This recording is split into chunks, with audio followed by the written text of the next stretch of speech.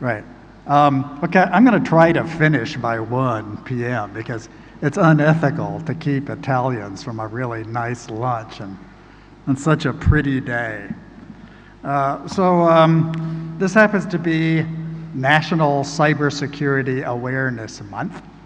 And I was very happy to be at an internet festival where there was so much awareness of cybersecurity, just a lot of panels about it, because you're having a festival about a situation which is becoming extremely dangerous, and like more dangerous all the time. So, you know, what seems to be the problem? Well, the problem is that this slide is a contradiction in terms. There is no national cybersecurity. I mean, the cyber is global, and the security which is provided to us is national. So the internet is now full of state-supported actors from nations who are attacking people who use the internet, which basically means that cybersecurity means that it's you, an individual with a phone or a computer, versus somebody's army. And that's a war which is very difficult for you, an individual, to win. So I'm going to show some people here and describe their activities. And these are people who I think represent the near future of the balkanized post-internet, the internet of the 2020s. And these are characters I consider significant. So let's just see if I can get my slides to work. All right, now this gentleman is probably the most successful internet pirate in the history of the world, or at least his group is. He's an employee of the North Korean Reconnaissance Bureau. And he's by no means the only man in his hacker group. He's just the only one whom the American FBI has been able to find. So you can see that he's charged with conspiracy. He's not charged with any specific crime. They know what crimes were done by his group, and they hope to apprehend him, because if they can arrest him and interrogate him, they're going to know what the North Korean Reconnaissance Bureau has been up to for the past 10 or 15 years. And I read this gentleman's federal indictment, Mr. Perk. It's put together by an FBI agent. It's 175 pages long. 175 pages of terrifying cyber war mayhem, including the attack on Sony Pictures many years ago, which almost destroyed Sony Pictures, numerous bank robberies of dozens or millions or hundreds of millions of dollars. At one point, his group literally stole $1 billion by using the SWIFT transfer method. Unfortunately for him, most of that money was recovered, but a lot of it was never recovered. And then later, the particular North Korean cyber war specialty of attacking crypto coin exchange websites.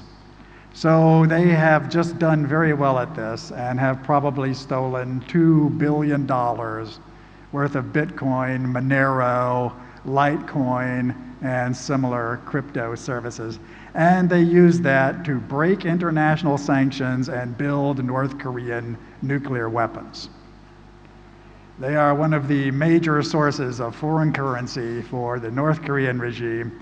So this gentleman, who is a patriot by his own standards, here's part of his very complicated activities and some of the many, many different aliases and shell accounts that he and his fellows have put together.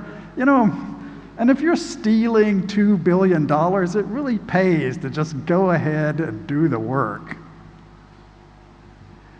There's even more. The FBI and their computer forensics people have been studying this for 10 years. It's a fantastic document, the Park Jin-hyuk indictment. If you can manage to read it, it's very technical. You will become an expert on modern cyber warfare. These guys are as good as it gets. They're from the Hermit Kingdom. If he lived in Italy, he would instantly be arrested. It's the fact that he's protected by the national boundaries of North Korea that enables him to do these things. He's not very good as a hacker. He's just very bold because he won't get caught and no one will punish him. And of course, the North Korean regime says that he does not exist. They deny that there is any such person as Park Jin-hek. They say that he's American fake news. Okay, this happens to be the guys who protect me when I sleep at night. This is Five Eyes, the National Security Agency, and their allies around the world. The world's oldest and most advanced signals intelligence directorate. They've been at it since the 1940s. You know, if Mr. Heck is not very good, he's just very bold because he's North Korean. These guys are very, very good, but very secret.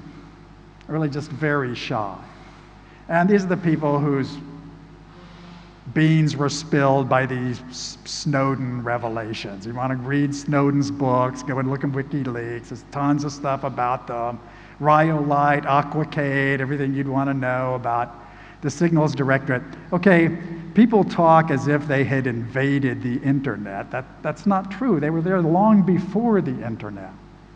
This is the earlier national kind of global order of electronic network surveillance that was built at great cost, you know, and with tremendous American technical talent and British, New Zealand, Canadian, German sometimes, Five Eyes. They're there, they've always been there. There are certain interests they have, like they don't like to see encryption. There's been very little progress in encryption policy in 25 years. It's because it doesn't suit their interests. They just don't want it to happen. This is a psychological warfare group on the internet, J-Trig. They happen to be British. You could look up their activities on WikiLeaks. They are amazing, kind of.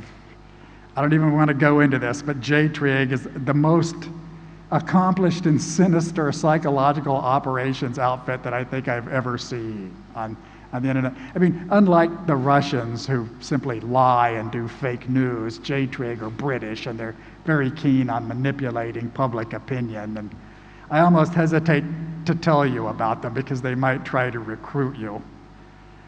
They've probably changed their name by now, but they're GCHQ, and if you look into some of their leaked documents, they're very impressive. These are the Russians. I mean, this is one of their American names. I mean, there's like 5 or 6 major hacking groups in Russia. And Fancy Bear is actually into intrusion. They like to break into things, and they're hackers, but there are similar Russian groups who engage in other kinds of offshore activities in the Russian national interest. And there's the GRU, of course, who are the assassins who go and put polonium in people's teacups and spray nerve gas in London and the rest of it. But even those guys do a surprising amount of cyber war activity now. They actually show up and physically break into offices, plant taps. That's the nature of the Russian Federation. That's just part of their offshore operation. Now, this guy I consider particularly significant within a global context, because this is Yevgeny Prigozhin. He's a mogul and an oligarch. He's sometimes known as Putin's cook, because when Vladimir Putin was the head of FSB security, but only in St. Petersburg, this gentleman, Mr. Prigozhin, ran Putin's favorite restaurant. So Putin would take his cronies and friends off to Prigozhin's boat, which is kind of a floating restaurant, French restaurant actually, one of the best restaurants in St. Petersburg. And Prigozhin was the host of these Petersburg conspiracies. So he became a trusted agent of Putin very early on, and he's what's known as, in Russian terms, as a curator. So he is not a member of the government. He's a civilian contractor to some parts of the government, but he has a very large fortune, probably $500 million. He supplies food to the Russian army and so forth. So, and he has the trust of the head of state, who, is a former intelligence guy. So he's sometimes tasked with certain problems. And this is typical of the way things are run in the Putin regime. You just find some rich guy, a mogul, an oligarch, and you just tell him, go make some trouble. And, and I don't want to know about it. You have no budget. I trust you. Just go screw with them, right? Like, just do it, and, we'll see what happens. So he is the founder of the Internet Research Group, which was engaged in meddling with American elections. Internet Research Group is one of Yevgeny Prigozhin's private enterprises. They're not members of they don't wear uniforms. They're just, kind of fake news hackers, lots, because he's got lots of money, trolls. They got their own office building. And he's also the founder of the Wagner Mercenary Army, who are plausibly deniable, heavily armed Russian military veterans all over Syria now, all over Libya, in the Ukraine, in Crimea. These Wagner guys show up, and they're the equivalent of Blackwater, which is the American mercenary company, and somebody has to own them, and somebody has to keep the books, pay the mercenaries, send them to the hospital. That would be him, right? But he's super typical of oligarch post-national politics. He does not work for the government. He's never going to work for the government. He's got his own budget. He's a rich guy. He can profit by the military services or whatever. He's a privateer, right? He's a rich contractor for the government who just operates around the world outside Russian national borders. That's why he doesn't hurt Russia. He just goes and does awful things everywhere else. And there's very little you can do to stop him. I mean, if you go and protest about his activities, the Russians simply deny his existence. Never heard of him. He's not on the books anywhere. So he's being attacked by the US, who are trying to seize his offshore financial holdings. That's what you do to a curator oligarch. You try to find where he put his money, grab his house, grab his yacht, grab his Swiss bank account, Cayman Islands, Jersey, wherever he hid the cash, you try to find it, make him poor again, right? Maybe you can arrest him, probably not. But this activity of curation of geopolitical problems is very typical of what's coming. I mean, this guy is a very futuristic figure. He's basically doing what Rudolph Giuliani was doing in the Ukraine very recently as the, quote, personal lawyer of President Trump, but without any backing from the State Department, with finance from off the books from Ukrainian guys. Okay, this may get the president thrown out of office. But the president of the United States is an oligarch too. And naturally, he would much prefer to work through a curator than to work through the State Department, right? It just saves so much time and energy. So that's he's a curator, small-time gangster, actually, in St. Petersburg, and now one of the richest and most influential men in the Russian Federation. This is the militarization of cyberspace, coming on pretty strong. Okay, what's the difference between the internet and cyberspace? Well, they used to be the same thing when William Gibson made up the word, but now cyberspace is the word for a national, sovereign kind of computational environment. And the cloud is the opposite of that. The cloud is what Amazon wants you to use, and the cloud is sort of global and not national and not worried about. Cyberspace, however, is something you can defend. So this is the United States Cyber Command. Not very many people have heard of it, but they're responsible for military operations in cyberspace. So you see that they have signals, like the little lightning bolt, and they have keys because they kind of like cryptography. And also they have these crossed swords because they're military and they can kill you. Right? It's like, no, we're not hacking you. We're the military, and if you cross us, you're going to die. So last May, as it happened, there was the first military incident when some hackers were directly killed by troops. They happened to be Israeli troops. They're hackers from Hamas. They're in there messing with computers. They got hit with a cruise missile, took out the whole building. And and it was because they were hacking. And the Israelis bragged about it. They say, we're the first people to militarily strike against cyber warriors. Okay, well, this is the paradigm for that. It's like, we're cyber warriors, and we've got guns. I mean, we're cyber, but we kill you. These are the Chinese, super up to speed, one of their many offshore hacking groups, specializing in intellectual property theft and industrial espionage. There's Advanced Persistent Group 10, there's also Advanced Persistent Group 25, and a bunch of others, Gold Panda. Look at a super amount of manpower in China. They can hire all the engineers they want. There's tons and tons and tons of them. These two guys happen to be indicted because they were bragging in social media about their vacations, and the FBI found them out. But there's thousands of other guys behind them. And what do? Well, they try to protect Chinese national cyberspace, but then beyond the Chinese firewall, they can just attack anything they want, right? And you can watch what they're doing now because of the Hong Kong protests and so forth. They're firing up what's known as the Great Cannon on the Great Firewall, fun thing to look at. Denial of service attacks, various kinds of covert intrigues, and also stealing stuff. Last week, they were busy trying to break into the files of Airbus and steal the European secrets for safety control of aircraft.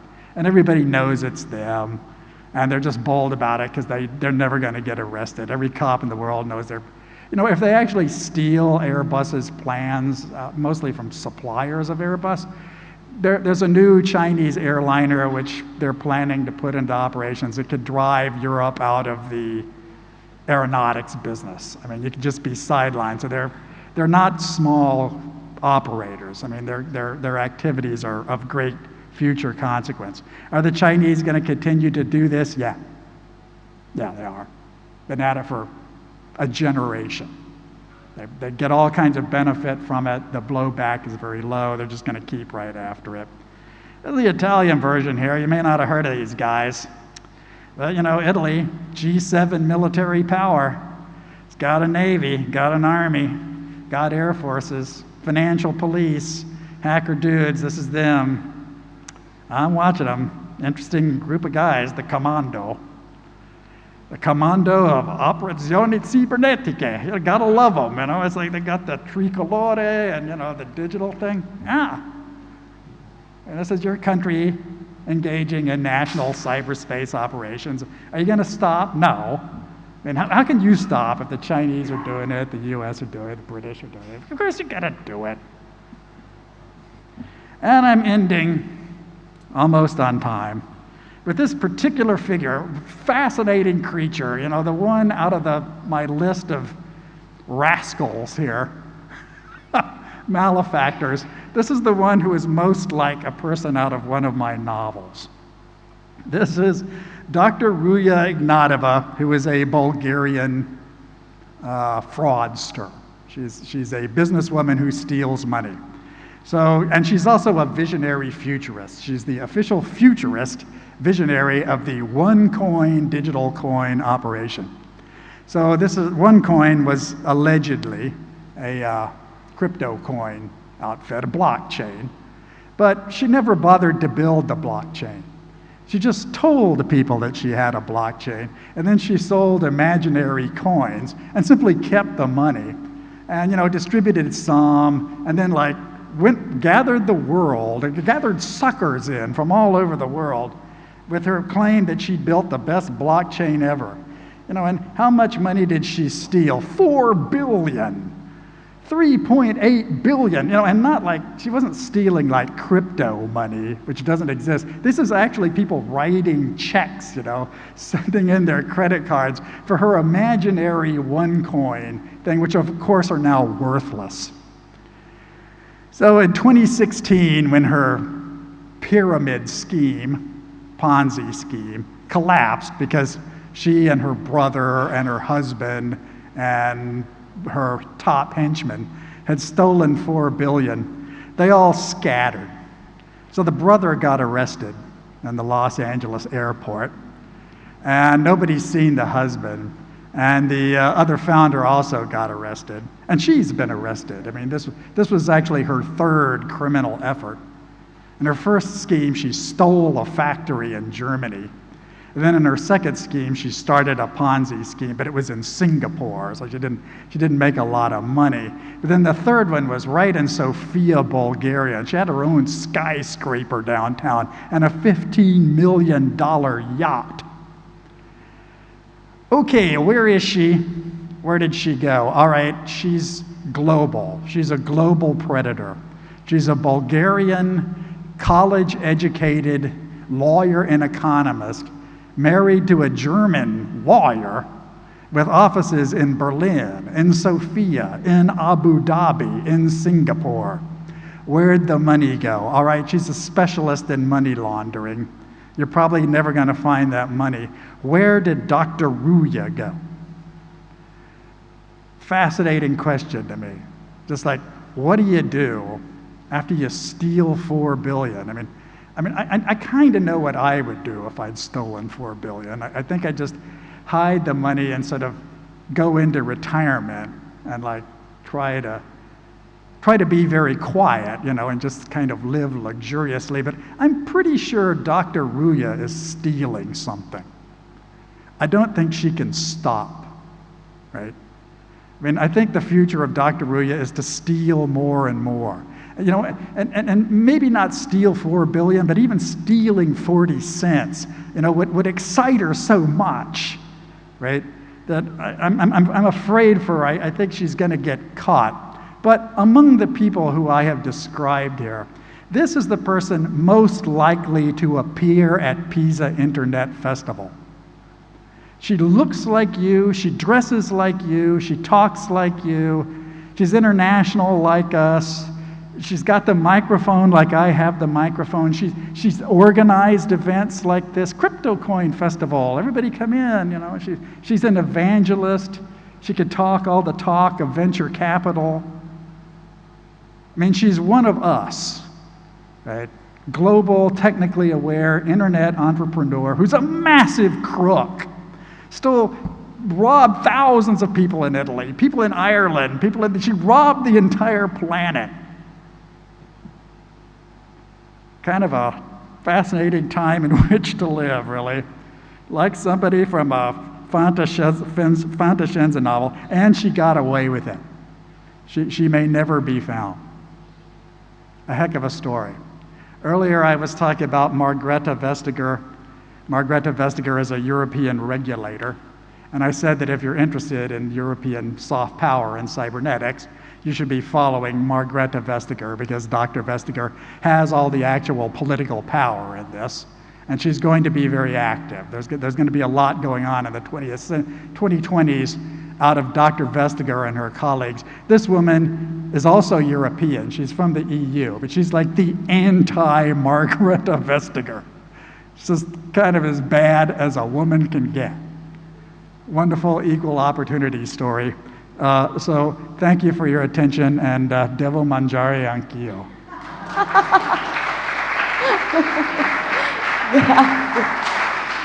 Grazie a Bruce Sterling.